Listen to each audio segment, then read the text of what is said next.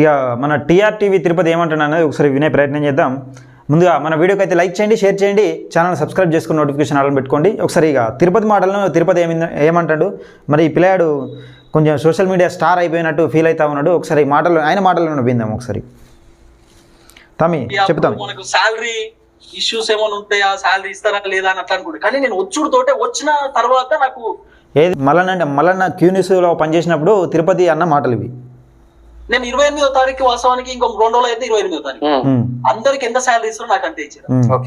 28వ తారీఖు 2 రోజుల తర్వాత నేను అనుకున్నా, అరే ఇంతెందుకు శాలరీ అందరికి ఇచ్చినట్టు నాకు ఇచ్చింది కంటే అంటే ఏడనైనా అసలు యాక్చువల్ గా ఫస్ట్ కి జీతం వస్తుంది. అంటే ఒకవేళ నిజంగా ఇచ్చడం 2 రోజులు వచ్చాడు, 2 రోజులు మందం, కానీ 28వ తారీఖే జీతం వస్తుంది.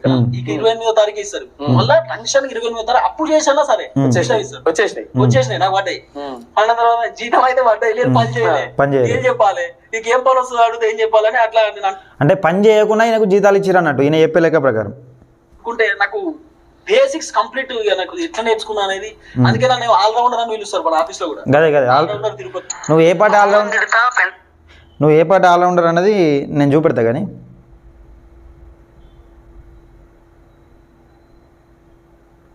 తారీఖే జీతం వస్తుంది. 28వ తారీఖు ఇస్తారు. మళ్ళీ టెన్షన్ 28వ తారీఖు అప్పు చేసినా సరే వచ్చేసినాయి నాకు పడ్డాయి. అన్న తర్వాత జీతం అయితే పడ్డాయి, లేదు పని చేయలేదు, ఏం చెప్పాలి, నీకు ఏం పని వస్తుంది అడిగితే ఏం చెప్పాలని అట్లా నేను అనుకుంటే నాకు బేసిక్స్ కంప్లీట్ నాకు ఎట్లా నేర్చుకున్నా అనేది, అందుకే నన్ను ఆల్రౌండర్ అని పిలుస్తారు మన ఆఫీస్ లో కూడా. చూపెడతా. కానీ అమ్మని తిడతా, పెళ్ళాన్ని తిడతా, అక్కని అందరిని తిడతా నేను, మల్లన్న గిల్లన్న ఇవన్నీ జాంతనాయి. తర్వాత మనం ఒకసారి ఎంటర్ అయితే ఇదే ఆల్రౌండర్ ప్రదర్శన అంటే. ఇది ఆల్రౌండర్ ప్రదర్శన అంటే అన్ని రంగాలలో ఉండడం అన్నట్టు. ఇట్లా అంటే అటుంటాడు ఇటుంటాడు, అందులో కాలేస్తాడు ఇంట్లో కాలేస్తాడు, అటు మాట్లాడతాడు ఇటు మాట్లాడతాడు అన్నట్టు. కుట్లేడు కదా ఇప్పుడు మనం జెన్యూన్ గా అన్న పాడన్న జెన్యూన్ గా పనిచేసాం ఆయన దగ్గర. ఒక్క రూపాయి ఆపించకుండా, ఒక్క రూపాయి. ముందేమన్నాడు, నాకు 28వ తారీఖే జీతం పడుతుంది, నేను ఏం పని చేయకుండా జీతం ఇచ్చిరా అన్నాడు. అందులో ఉండగా ఇప్పుడు బయటకు వచ్చినాక జెన్యూన్గా పనిచేసినాం, రూపాయి తీసుకోకుండా పనిచేసినామని ఈయన అంటా ఉన్నాడు. ఇప్పుడు జర్నలిజమా రాజకీయమా, తీన్మార్ మల్లన్న కొత్త పొలిటికల్ పార్టీ పెట్టడానికి అప్పుడు మనకు శాలరీ. తీన్మార్ మల్లన్న కొత్త పొలిటికల్ పార్టీ పెడితే క్యూ న్యూస్ పరిస్థితి, పార్టీ అధ్యక్షుడు వార్తలు చదవచ్చా? 100 రోజుల జైలు జీవితం తర్వాత తీన్మార్ మల్లన్న అనుభవం ఏంటి? నిజంగానే పెద్ద జర్నలిస్ట్ లెక్క అనిపిస్తుంది కదా ఆయన మాటలు. మల్లన్నపై అనేక ఆరోపణలు. ఈ ప్రశ్నలే కాదు, ఇంకా మీరు ఏ ప్రశ్నలు అడగాలనుకున్నా కింద కనిపిస్తున్న కామెంట్ బాక్స్ లో ప్రతి ప్రశ్నను మీరు పెట్టే ప్రయత్నం చేయండి.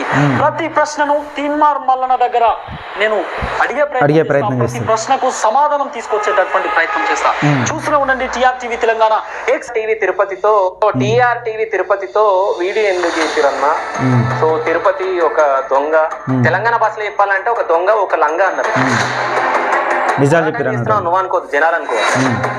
నేను కాంగ్రెస్ కు పని చేస్తా, నాకేమైనా ప్యాకేజ్ చేయండి అని మాట్లాడుకున్నావు. నువ్వు క్వశ్చన్ ఎట్లుంటది అంటే ఎట్లయినా ఇరికేయాలి గిల్లా అంటే.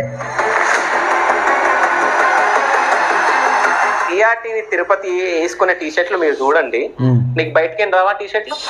ప్రేమ కొద్ది పంపించినా కూడా నువ్వు ఎంత వేసుకుంటావు టీషర్ట్ ఎంత అంటే దీనికి ఏం చెప్పావు? సరే నువ్వు ఇప్పుడు చెప్పినావు కదా ఈ ముచ్చట, నేను క్వశ్చన్ అడిగినప్పుడు నువ్వు ఎందుకు చెప్పాలి? ఆ టీషర్ట్ నాకు వచ్చిందన్నా వివో. సో ఇంకో ఫోన్ ఉంది, అదే ఫోన్ ఐఫోన్.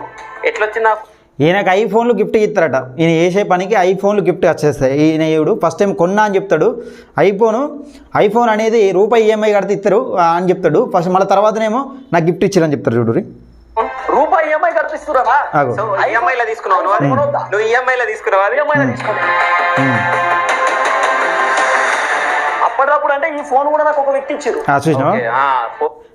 నిజం గట్ల ఉంటుంది. ఫోన్ కూడా గిఫ్ట్ ఇచ్చారు అన్నట్టు ఈయన చేసే పనికి. ఐఫోన్ ఎంత తక్కువ, ఇప్పుడు ఐఫోన్ ఎంత తక్కువ తీసుకున్నా 30,000 పైన నుంచి ఉంటుంది. ఏది ఎంత తక్కువ తీసుకున్నా కానీ 30,000 కనీసం 50,000. ఒక మంచి ఐఫోన్ కొనాలంటే కనీసం ఒక ₹1,00,000 80,000 పెట్టాలి. అది గిఫ్ట్ ఇచ్చారు. 200% ఉంది. కార్ ఎక్కడిది? కార్ నువ్వే కొన్నావు కదా. ఏమని అంటే నువ్వు నీ దగ్గర స్క్రీన్ ఉందా? స్క్రీన్ కూడా మళ్ళీ ఇప్పించిందంట, కార్ కూడా మళ్ళీ ఇప్పించిందంట అటు ఇట్లా టాక్ వచ్చింది. సున్నం పెట్టింది కదా. అంటే మీ ఊడిపడ్డ తిరుపతి అని చెప్పేసి ఒకళ్ళు తిరుపతి అన్నాడా జస్ట్ ఏదో అన్నారు నీ గురించి మాట్లాడిన ట్రూత్ విత్ తిరుపతి ఎందుకు ట్యాగ్ లైన్ కూడా పెట్టుకున్నా వాస్తవాలను తెరపైకి తీసుకురావు. ఈయననే వాస్తవం మాట్లాడాడు, ఈయన వాస్తవాలను తెరపైకి తీసుకొస్తాడట. మొత్తం వాస్తవాలను ట్రూత్ విత్ తిరుపతి అంటే వాస్తవాలను ప్రజలకు కళ్ళకు కట్టినట్టు చూపెడతాడట. కానీ ఈయన మాట్లాడు, ఈయన మాటల్లోనే వాస్తవం ఉండదు, ఈయన వాస్తవాలు బయటకు తీసుకొస్తాడు. తెలంగాణ ప్రజలకు నిజాలు చెప్పాలనే ఆలోచనతోటి ఈ టీఆర్ టీవీ స్టార్ట్ చేశారు. తీన్మార్ మల్లన్న దగ్గర ఈ న్యూస్ లో ఎందుకు మానేస్తాం? నువ్వు దగ్గర ఎంప్లాయ్ కదా, నేను నీకు జీతం ఇస్తున్నా, నేను కూడా ఆలోచన ఇస్తాను. అయ్యో చూడు రే, మళ్ళీ జీతం ఇస్తున్నాను చెప్తాను ఇలా అంటే ఇప్పటికిప్పుడే 3 ఒకసారి జీతం టెన్షన్గా 28 తారీఖు పడుతున్నాను ఇట్లా అంటాడు. మళ్ళీ ఒకసారి జెన్యూన్గా పనిచేసిన జీతం ఇవ్వాలని ఈయన అంటాడు. మళ్ళీ ఇప్పుడేమో జీతం ఇచ్చిందిగా జీతకాని లెక్క చూసిండని ఈయన అంటాడు. చూడు కేసీఆర్ని గద్దదించడంలో కీలక పాత్ర పోషించడం 100%. ఈ 10 సంవత్సరాలలో 6,72,000 కోట్ల రూపాయలు అప్పు చేసిండు. బతుకమ్మ చీరల పైన 200 కోట్ల రూపాయలు అప్పు చేసిండు. పైన 81,000 కోట్ల రూపాయలు అప్పు చేసిండు. ఇవన్నీ ఎట్లా చెప్తాను చూసినా? 6,72,000 కోట్లు అప్పు చేసిండు. బతుకమ్మ చీరల పైన 200 కోట్లు అప్పు చేసిండు. ఎట్లా చెప్తాను? ఎంత సీనియర్ అనుకుంటాం? మరి కాంగ్రెస్ గవర్నమెంట్ అడుగుతున్నా, క్వశ్చన్ చేస్తున్నా, అడుగుతాం. ఏమైంది రైతు బంధు అంటున్నా? ఏమైంది రైతు బంధు అంటున్నావు? తిరుపతి రేవంత్ రెడ్డికి అత్యంత సన్నిహితులు పిఆర్ఓనా పిఏనా నీకు స్నేహితుడు అంట కదా. తీన్మార్ మల్లన్న గురించి చెప్పమంటే నువ్వు ఏమని చెప్తావు? మల్లన్న పాలిటిక్స్ కి సెట్ కాడా? పోరా ఈడు మాట్లాడే నీ ఏతులు ఎవరైనా నమ్ముతారా? కానీ సపడే కూకో మాట్లాడినామని పెద్ద మన పోక్సో కేసులని అవని ఇంత చిల్లరగా. ఇక చూడు, ఫోక్సో కేసు అంటే ఏంటిది? ఫోక్సో కేసు అంటే దేనికి పెడతారు? అది ఎంత చిల్లర కానీ నీకు నువ్వు ఎందుకు చెప్పుకుంటున్నావు తిరుపతి? ఇప్పుడు నీవేనో కేసు ఎవరికన్నా తెలుసా? నాకు ఇంతవరకు తెలియదు. మరి ఫోక్సో కేసు పెట్టి కానీ నీకు నువ్వే ఎంత చిల్లర కానివ్వన్నది నువ్వే చెప్పుకోవడుతుంది. కానీ ఏం చెప్పుకుంటావు? ఇక అనుకోలేను, ఈయన చెప్తాండి. ఇక మల్లన్న ఇప్పుడు బాధపడుతున్నావా? ఏమన్నా మాట్లాడతాడేమో నా గురించి, మన పోక్సో కేసులని అవని ఇంత చిల్లరగా అనుకోలేను. అబ్బా, మల్లన్న ఇప్పుడు నీ నంబర్ బ్లాక్ చేసి అన్నందుకు బాధపడుతున్నావా? ఏమన్నా మాట్లాడతాడేమో నా గురించి, అట్లీస్ట్ ఆ సోషల్ మీడియాలోనన్నా, ఇన్స్టాలో అన్నది, ట్విట్టర్లో అన్నా తమ్ముడి పైన జాడి జరిగింది. అతను అద్దాలు పలగొట్టి నీ దగ్గర ఎప్పుడు 2-3 కెమెరాలు ఉంటాయి, 2-3 ఫోన్లు ఉంటాయి. కానీ అద్దాలు ఎవడు పలగొట్టినో తెలియదు, ఎందుకు పలగొట్టినో తెలియదు, అసలు నువ్వు అటెందుకేనో తెలియదు. ఓ గ్రౌండ్లో పెట్టి అద్దాలు నువ్వే పలగొట్టుకున్నావో తెలియదు. ఇంతవరకు ఎందుకు తిరుపతి తమ్మి డ్రామాలు ఇవన్నీ ఎవరికి తెలియదు? నీ డ్రామాలు మాటలు నేర్చిన కోడట చికెన్ సెంటర్ ముంగట్టుకు పోయి తొడగొట్టినట్టున్నది నీ డైలాగులు ఇవన్నీ. ఎందుకు తమ్మి అవసరమా మనకు అవన్నీ? చెప్పు. కరెక్ట్ కాదు తమ్మి ఇది మాట్లాడేది. మళ్ళీ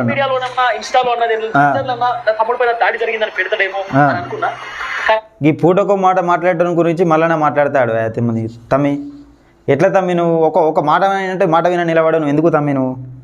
దృష్టిలో నాకు ఏమర్థమైందంటే, నేను జీతం ఇస్తే పని చేసాను కదా, నేను మాట్లాడేది ఏంది అనుకున్నాడు. ఫస్ట్ మాట్లాడినోడు ఎవడు మరి?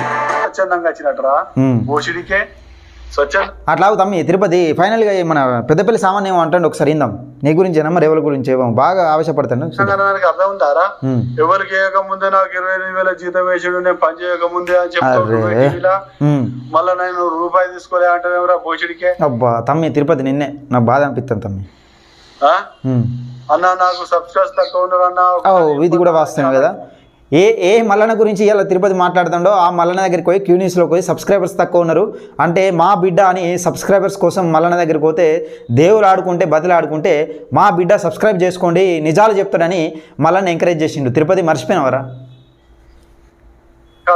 తిన్న కంచంలో పోయి వాడేంది వీడేందని అంటే ఎవరా?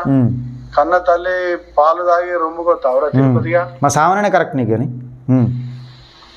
నువ్వు అసలు మనిషివేనారా? ఏ కాదన్నా,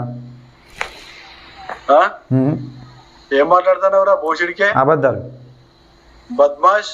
అదే అట్లా అనద్దన్నా, అట్లా అనద్దు. ఎంతరా నువ్వెంతరా, నీ బతికెంతరా భోషుడికే? అట్లా తిట్టద్దన్నా. నువ్వు టీం లేదారా? ఒకసారి టీం పిలిపిస్తే నువ్వు ఏమైతావురా? నువ్వు నీ అడ్రస్ చెప్పురా భూషణ్. చిన్నపిల్లాడు నేను చెప్తాను. నేను గుండెవేన స్వామి, పెద్దపల్లి జిల్లా, తీన్మార్ మల్లన్న టీం, పెద్దపల్లి జిల్లాని మొబైల్ నంబర్ తో సహా చెప్తా. భూషణ్కే నీ దమ్ముంటే రారా. 9177201336. అబ్బా తిరుపతిగా నీకేరా చెప్పేది. అయ్యో విను. ఇంటాడన్నా అమ్మనంట అక్కనంట అన్నంట ఎవరా భూషుడికే అంటాడు మాటలు తెలిసింది కోడి. రాజకీయ పరంగా ఉంటే మీ బిజినెస్ పరంగా ఉంటే మీ ఇది ఏమన్నా అండర్స్టాండింగ్ ఉంటే మీరు మాట్లాడుకోర్రా. మరి ఫేమస్ ఎట్లా అవుతారన్న? జోలికి ఎందుకు వస్తున్నారా భూషుడికి? ఎంతరా నీ అశ్వత్ ఎంతరా? మన హుజరాబాద్ కాడ నా అంగి చెప్తారు, నా లాగు చెప్తారు అంటారు. ఇసోటి చెప్తే అంగి కాదు బిడ్డ సింపుతా అన్నాడు ఎరికేనా? ఇప్పటికైనా తస్మాత్ సావన్న సింపుకుంటా అనబోయి సింపుతా అన్నాడు కావచ్చు. అంగిలు చింపుకుంటాడు కదా ఎక్కువ శాతం. జాగ్రత్త, నోరు దగ్గర పెట్టుకోకపోతే తర్వాత పరిణామాలు ఏముంటాయో తెలుసు. ముఖ్యంగా తిరుపతిగా నీకే చెప్తానని. అర్రే మళ్ళీసారి చెప్పండి. ఇది తమ్మి తిరుపతి నీ ఓవర్ యాక్షన్ ఆపు తమ్మి. ఏదో మాటలు నేర్చిన కోడి ఇప్పుడు బగ్గ బలిసిన కోడట చికెన్ సెంటర్ ముంగట పోయి తొడగొట్టిందట. తొడగొడితే ఏమవుతుంది? తొడ కట్ అవుతుంది. చికెన్ సెంటర్ కత్తి ముంగట పోయి తొడగొడితే ఏమవుతుంది? నువ్వు ఆ తమ్మి తిరుపతి ఎవరు మల్లన్న గురించి మాట్లాడేది? ఇవాళ మల్లన్న గురించి రైతు బంధు గురించి ప్రశ్నిస్తున్నావు అని మాట్లాడతావు. తలకే ఉందా తమ్మి? ఏడా నువ్వు ఒక కెమెరామ్యాన్గా ఉండేటో నువ్వు ముంగట తీసుకొచ్చి ప్రజలకు పరిచయం చేసిన గొప్ప వ్యక్తి తీన్మార్ మల్లన్న. నువ్వు ఇలా మాట్లాడుతావు తీన్మార్ మల్లన్న గురించి? కొంచెమన్నా సిగ్గు అనిపిస్తుందా తిరుపతి? మూసుకొని సపరేకుండా నీ పన్ను నువ్వు చేసుకో. ఆయన పేరెత్తే అర్హత కూడా నీకు లేదు. సపరేట్ ఉండు తమ్ము తిరుపతి. ఈ వీడియో మిత్రులారా, ఈ వీడియోనైతే తప్పకుండా అందరికీ షేర్ చేయండి.